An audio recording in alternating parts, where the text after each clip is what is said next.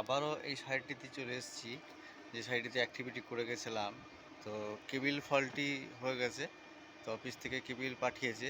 Cable এই যে আমার হাতে কেবিল, নতুন কেবিল। তো এই কেবিলটি চেঞ্জ করলেই ক্লিয়ার হয়ে যাবে। এই অ্যাক্টিভিটি করার পরেও ক্লিয়ার হয়নি, ক্লিয়ার হয়ে গেছিলো, পরে আবার চলে এসেছিলো। তো এই কেবিলটি লাগানো থাকে যে আমাদের কমিউনিকেশন, মোবাইল কমিউনিকেশন যে অ্যান্টেনা আছে এবং আরআরএইচ আছে, তার মিডিল পোর্শনে এই কেবিলটি লাগানো থাকে দুটোকে একসাথে কানেকশন করার জন্যে।